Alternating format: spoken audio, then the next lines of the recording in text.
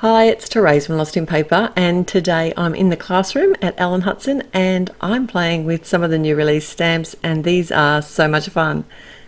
I've got not just one but two cards for you today, and I just wanted to show you a fun technique, or a really easy technique, and it's shading with your Prismacolor pencils. So these stamps are perfect for this technique. They're a solid stamp, so people can look at them and kind of think that they're a little bit limiting, but it actually opens up a lot of other horizons as well. So what I'm doing today is creating two very clean and simple cards, and I'm starting by stamping out the background directly onto my card front. This is a top fold card using some Ultra New inks, and the classroom will have all of the products that I've used today listed there, and the link will be in the YouTube description below. Now, I thought it'd be easier just to do all my stamping first. So what I've done is chosen colours that I think would work really well with these images. This set is called Snailed It. It's hilarious and has some really fun, funky kind of designs that just make me smile. Alright, so to add the shading, on the background, I am just going to do it very lightly. I didn't want the background to kind of be the focus, so I have chosen some Prismacolor pencils that are very similar colours to the actual stamp colours or the ink colours that I've used, and just basically working where I think the shadows are. So this toadstool, obviously it's going to be a little bit rounded, so I'm working sort of more on each side of the actual image and then sort of drawing the color in. And I'm doing with the beneath the toadstool, I've just used like a kind of a warm grey color, and adding some really light shading along beneath it and along the stem as well. So the snail itself is kind of the focal point of the card, and like I said, very clean and simple cards today. And I did stamp it in a fairly dark colour because I do want it to stand off, off the design, and you want to be able to see the image. So I really just added some darker brown on the edges of that just to make it look a little bit rounded.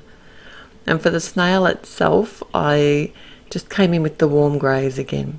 I'm not using any Gamsol or anything, I'm just actually using the pencils to blend with themselves and using a light hand, because I can always come back and add more colour. It is harder to take it away.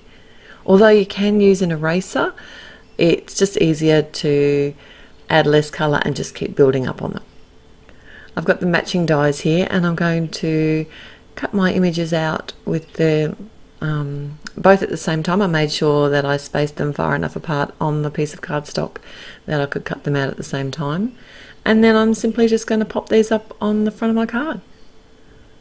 That's as difficult as this card got. It's very simple, but a real fun design.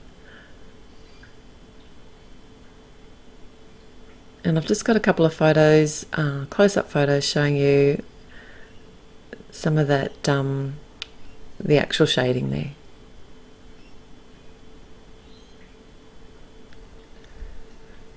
So for my second card, I decided to actually add a little bit more detail using the pencils, just showing you how versatile they can be.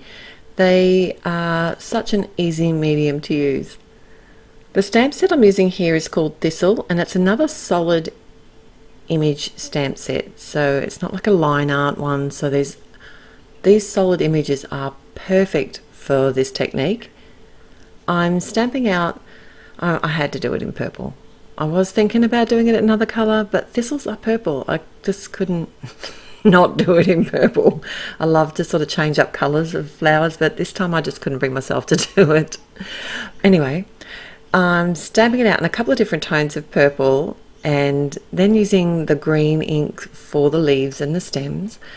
And I'm not too worried about the stems of the flowers because I can actually draw those in later, and that's one of the great things about these pencils, is you can actually use them to add these details without getting too sort of wound up in the stamps themselves.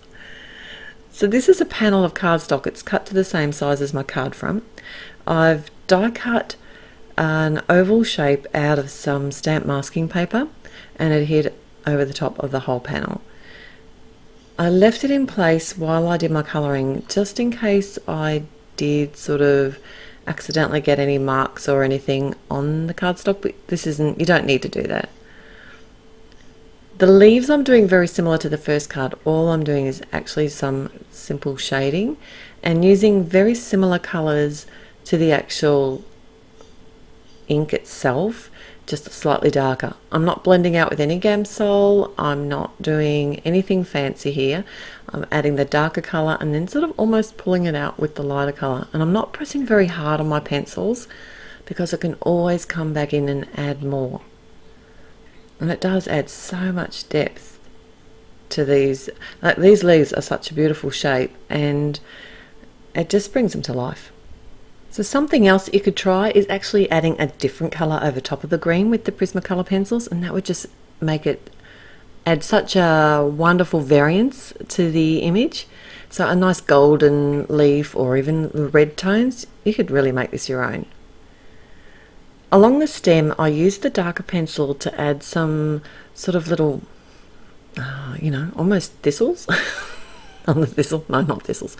Little kind of dots of green, and that just those little extra bits of detail that you can add with a pencil, which is really easy to do, and can really take your card image up a notch.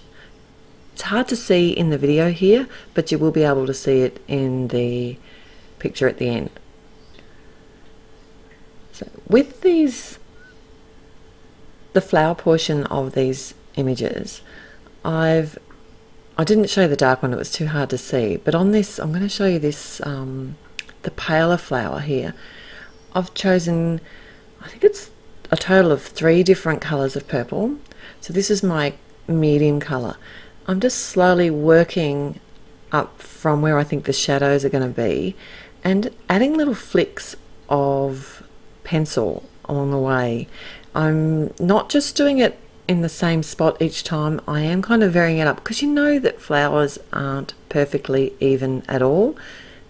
Then I'm coming in with the lighter colour, which is almost the same colour as the ink itself, and adding some more flicking motions and just slowly working my way all over this flower. It doesn't look much yet, but it does actually change the whole look of the flower in the end. Just bear with me. I was sitting here thinking, now do I want the darker colour or not, or is that going to be just a bit too much? But honestly, this flower really didn't come to life until I added the darkest colour, which is actually the darkest colour I used on the other flower itself. And you'll see that here, and I haven't added much at all, but I did do it from a couple of the middle spots of the flower as well as the base. Now for this technique you do not have to use Prismacolor pencils, you can use any pencils that you might have in your collection. It's just that I love them and they are so easy to use, and I find the softness of the actual lead in the pencil, because their wax base is really easy to work with. And now for the big reveal. I'll remove my mask. I made sure to stamp a couple of the leaves over the edge of the mask, and that just gives that oval finish. I'm going to pop the die. This is actually MFT wonky oval die, and that's what I originally did the die cut with through the mask paper. I'm just popping that in place on the front panel because I want to do an impression or an emboss with the die. And to do that I'm using my Big Shot, whatever you would normally use on your machine for an embossing folder. So this one's tab 1, and then I've got a base plate. I like a shim in there. Then I've got my cardstock with the die facing upwards, and my rubber mat and another plate on top, and then just roll that through. It actually doesn't put a lot of pressure on, so if you're having trouble getting it through your machine, don't force it, because you don't want to damage your machine. You might have your sandwich wrong, so just recheck your sandwich. And there you have it.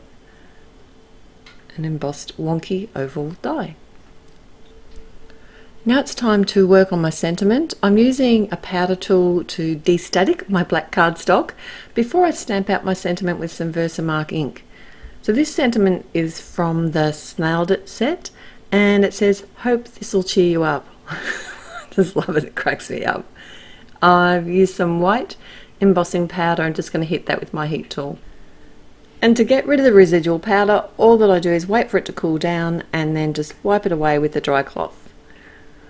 I'm just going to assemble my card now using my ATG and add some adhesive to the back of the panel and pop it up on the front of my top fold card. And then I'll just add some foam squares to pop up my sentiment. Thanks so much, Ellen Hutson, for having me at your classroom today. I've had an absolute blast playing with your new release products in the Essentials by Ellen line. I'll have all the links in the description below, so please head on over there and check out the classroom. There's always heaps to see and do. Till next time, happy paper crafting. Bye.